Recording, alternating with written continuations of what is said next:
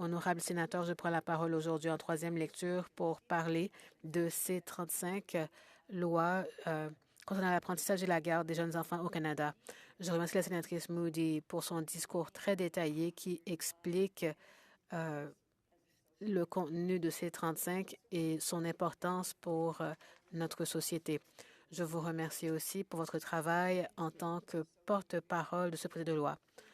Je remercie aussi les membres du Comité des affaires sociales pour leurs questions réfléchies et leurs commentaires réfléchis lors de l'étude de ce projet de loi.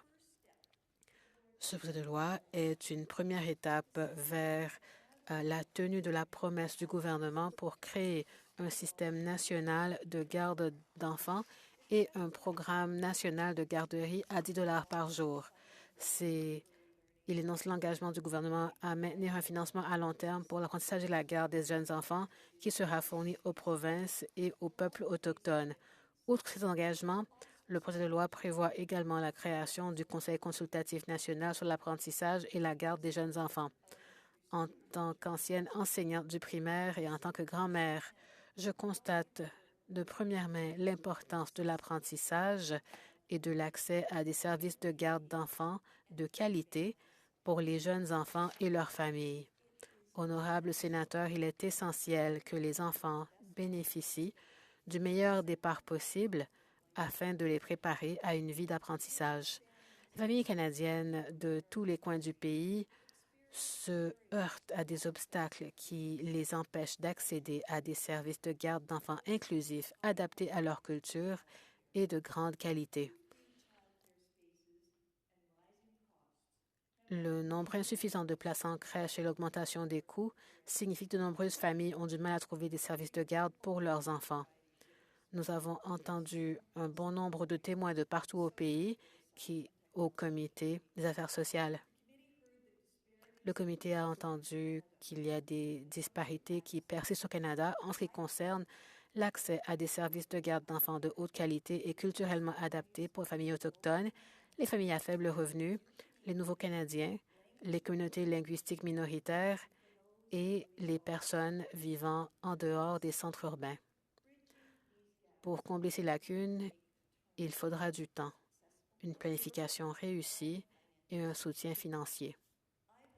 Je pense que ces 35 contribuera grandement à aider les familles à trouver des soins abordables et de qualité. Le gouvernement fédéral a montré son soutien aux provinces et aux territoires et aux groupes autochtones en s'engageant à les financer par le biais des accords de financement signés.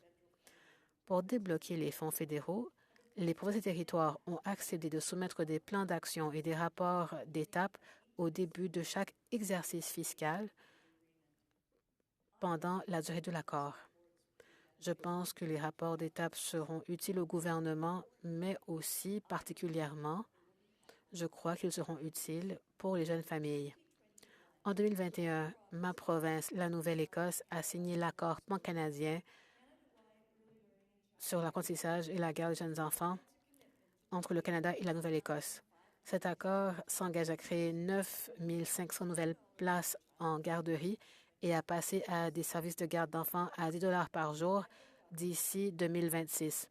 En vertu de cet accord, le gouvernement s'engage à verser 123 millions de dollars cette année, 143 millions de dollars pour l'exercice suivant et 169 millions de dollars pour l'exercice 2025 à 2026.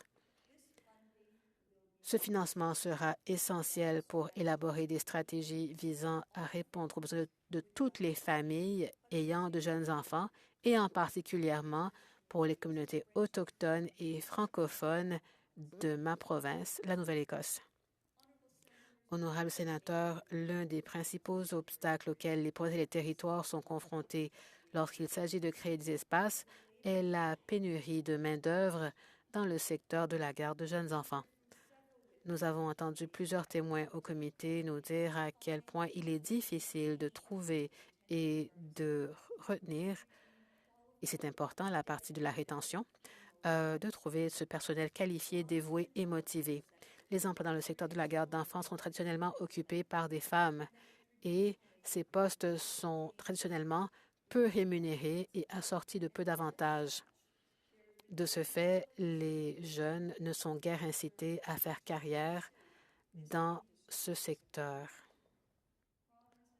Les provinces et territoires doivent trouver des solutions pour attirer et retenir un personnel de qualité. Dans le cas de la Nouvelle-Écosse, cela signifie qu'il faut doter 9 500 nouvelles places d'ici 2026.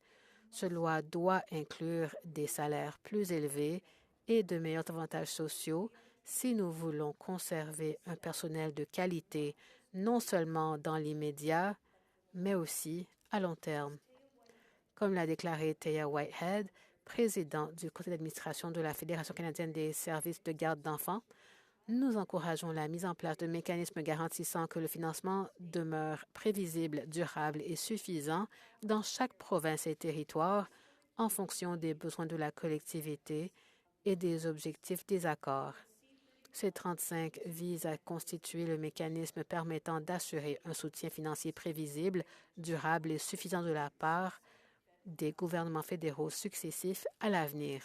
Honorable sénateur, j'appuie C35. Il s'agit d'une mesure législative essentielle pour assurer le financement et le soutien du gouvernement fédéral au-delà des accords actuels qui se terminent en 2026. Honorables collègues, il n'est pas fréquent que des accords de quelque nature que ce soit soient conclus entre le gouvernement fédéral et les gouvernements provinciaux et territoriaux. Cette entente pour l'éducation préscolaire et la garde d'enfants a été conclue parce que les gouvernements à tous les niveaux ont compris que l'éducation préscolaire et la garde d'enfants au Canada doivent être une priorité. Je pense qu'il s'agit d'une opportunité, d'une occasion à ne pas prendre à la légère.